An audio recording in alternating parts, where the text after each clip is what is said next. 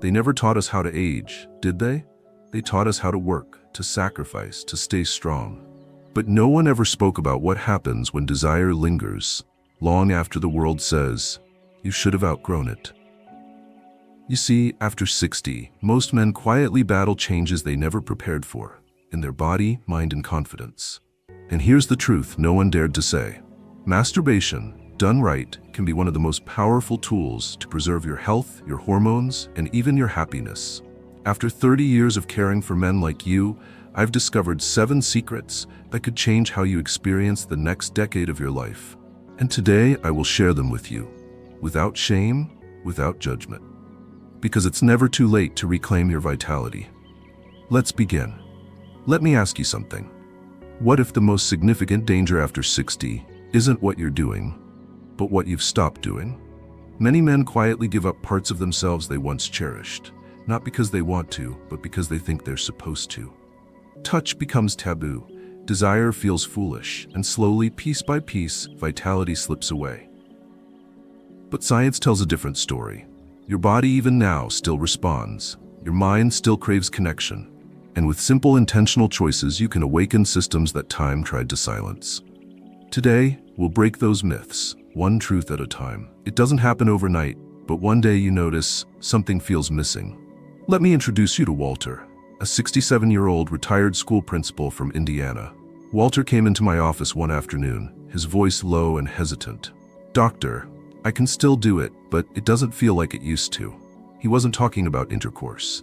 He was talking about self-pleasure, something he had done for decades, quietly, privately, almost like a routine chore. For years, Walter had developed the same pattern, fast, focused solely on release, often while distracted. Television on, phone nearby, mind elsewhere. At first there were no problems, but slowly, almost imperceptibly, the sensation dulled. The excitement faded. And now, even with his loving second wife, intimacy felt distant, as if his body had forgotten how to respond. Walter's story isn't unique. What he experienced is something called sensory fatigue. Every time you engage in hurried, mechanical touch, you're training your nervous system to expect that exact pattern. The brain links pleasure to that specific rhythm, grip, and pace. Any variation, like slower intimacy with a partner, feels foreign and less satisfying. Over the years, this leads to reduced sensitivity, weaker erections, and emotional frustration, even feelings of failure. But here's the hopeful part. Your brain remains remarkably adaptable, even now. Just as it was trained into numbness, it can be retrained back into sensation through mindful touch, slower pace, relaxed breathing, and complete attention to sensation rather than simply chasing release. This is where proper reconnection begins.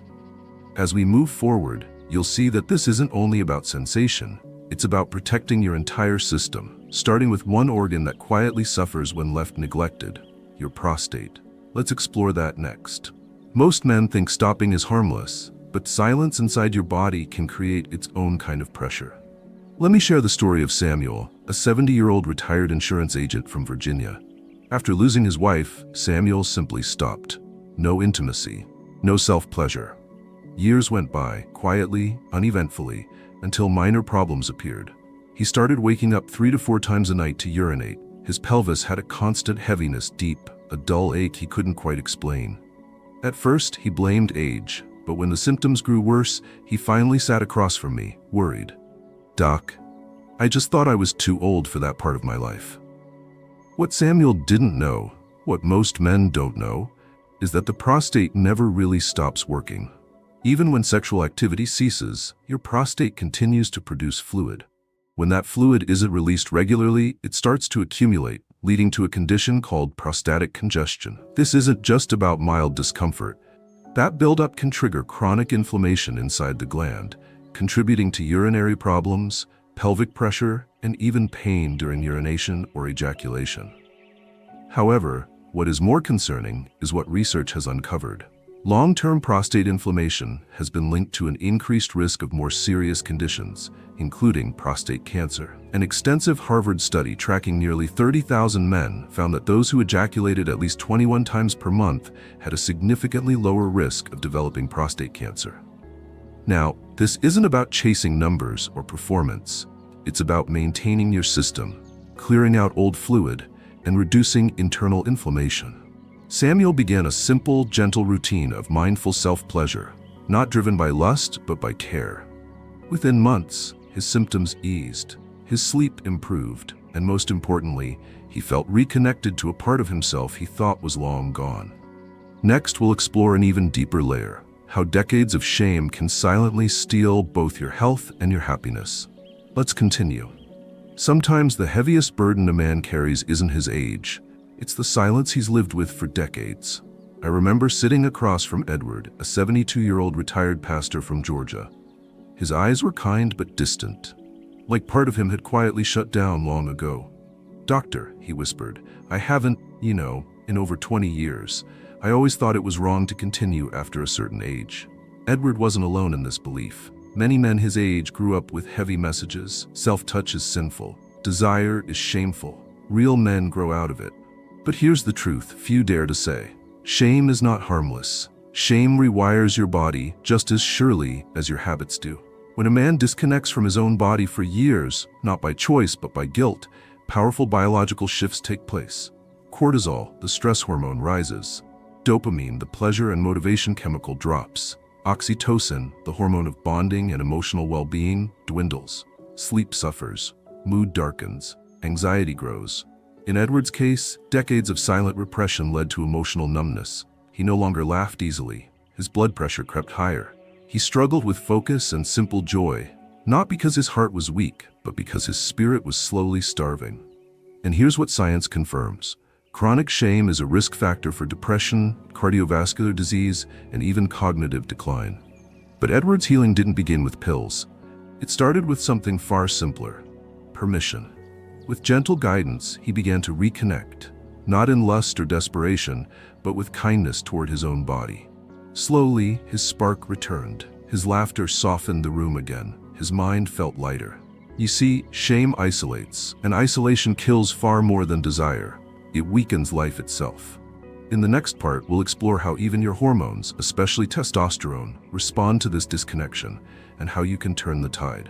Let's move forward. Many believe testosterone simply fades with age, but often it's not age that switches it off.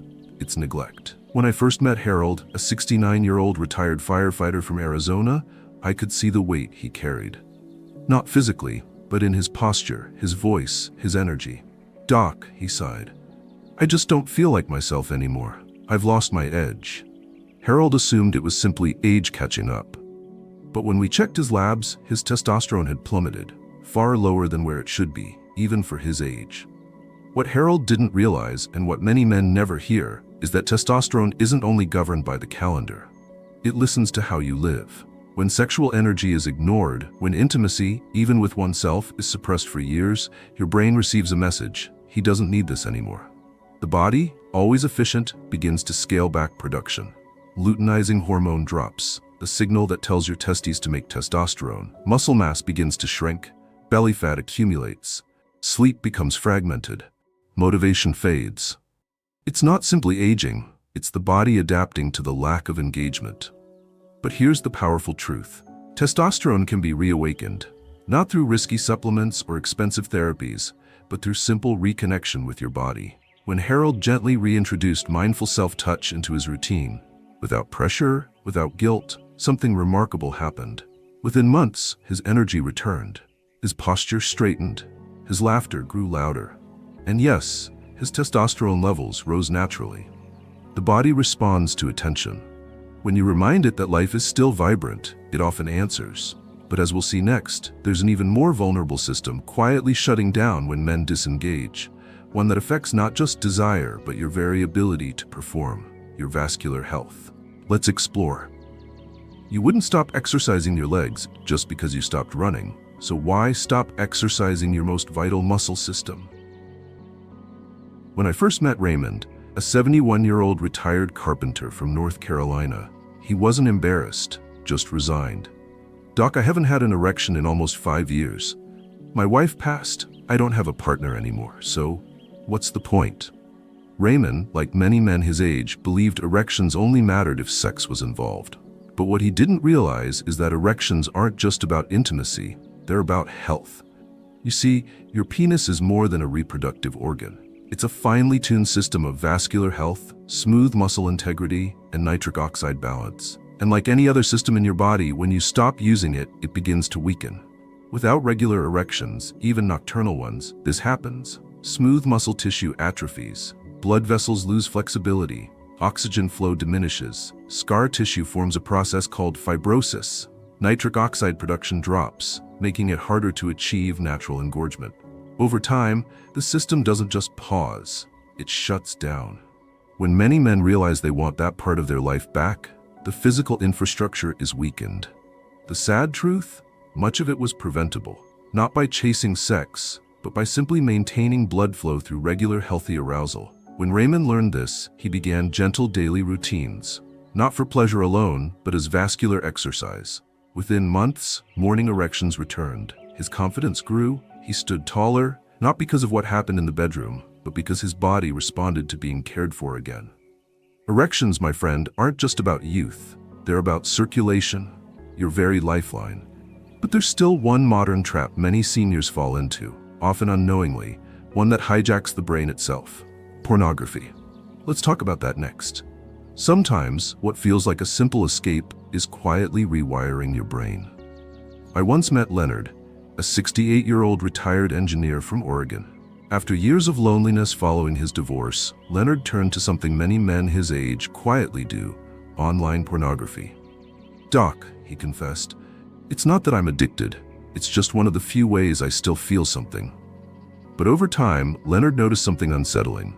Real touch no longer sparked arousal. His erections weakened. Even during self-pleasure, he needed increasingly intense material to feel anything at all. Leonard had unknowingly entered the porn trap, a neurological loop modern science understands all too well. Here's what happens. Each time you watch pornography, especially the modern, high-intensity kind, your brain releases a surge of dopamine, the pleasure and reward chemical. But with repeated exposure, the brain begins to adapt. Dopamine receptors downregulate. The threshold for arousal rises. Natural, real-life stimulation starts to feel dull. This isn't about morality. It's about neurochemistry. Over time, your brain rewires its expectations toward artificial novelty rather than genuine human connection or gentle self-touch. For men like Leonard, this leads to porn-induced erectile dysfunction, a growing issue even among older adults. The hopeful news? Your brain remains plastic, even now. By stepping away even for 30 to 90 days, many men experience a remarkable reset. Sensitivity returns. A simple touch feels rich again. Natural arousal rebuilds. When Leonard committed to this process, he didn't just regain his erections, he regained emotional connection, peace, and confidence. But there's one more layer, perhaps the deepest danger: isolation. Not just physical, but emotional withdrawal that slowly dims a man's very spirit. Let's explore that now. The most dangerous symptom isn't what you feel, it's what you stop feeling. When I met Thomas, a 75-year-old retired farmer from Iowa, his voice had a quiet heaviness. "I still wake up, I eat, I watch TV, but it feels like I'm just existing." Thomas hadn't been touched by another or even himself in years. Not because he didn't want to, but because he believed that chapter of life was over. What Thomas didn't realize was that his isolation wasn't just emotional, it was biological. The human body, even at 60, 70, 80, is wired for connection and touch. When physical contact disappears completely, powerful shifts occur deep inside. Oxytocin, the bonding and trust hormone, declines. Cortisol, the stress hormone, quietly rises. Blood pressure increases, sleep quality deteriorates. Immune function weakens, and tragically, cognitive pathways begin to shrink. Studies now confirm chronic touch deprivation is linked to higher risks of depression, heart disease, and even early mortality. It's not just loneliness, it's a slow starvation of the nervous system itself. For Thomas, we began simply: gentle self-touch exercises. A morning hand massage, breathing while placing a hand over his chest, reconnecting with his presence. Over time, something beautiful happened. His mood brightened, his voice carried more warmth, his steps grew lighter, and most importantly, his sense of aliveness returned. Touch isn't a luxury, it's a lifeline, whether from others or yourself. And now, as we've walked through these 7 truths, one question remains. How do you reclaim this part of yourself? Safely, gently and without shame. Let me show you the simple daily practice I give my patients, one that can help you start today. You are not broken. You are simply waiting to reconnect. After decades of sitting with men like you, I've learned that reclaiming vitality doesn't require a miracle, but a return. Not to who you were, but to who you still are. Here's what I call the reconnection protocol. A simple daily ritual you can begin today. 1. Create a quiet space. 5-10 minutes daily, free from distractions. 2. Gentle self-touch, no pressure, no agenda. Simply explore sensation with curiosity, not urgency. 3. Breathing in presence. Breathe slowly. Feel your heartbeat. Focus on the warmth of touch, the rise and fall of your chest. 4. Release expectation. This isn't about climax. It's about reminding your nervous system, I am still here. My body still matters. Over weeks and months, men often rediscover greater sensitivity, improved erections, brighter mood, renewed confidence. You're never too old to feel alive again. If this message touched something inside you, type 1 in the comments. Let me know you're ready to reclaim your body. And if you want more science-backed, shame-free advice for men over 60, subscribe and turn on notifications. Together, we're breaking the silence, one man at a time. Because you, my friend, are not finished. You're just getting started.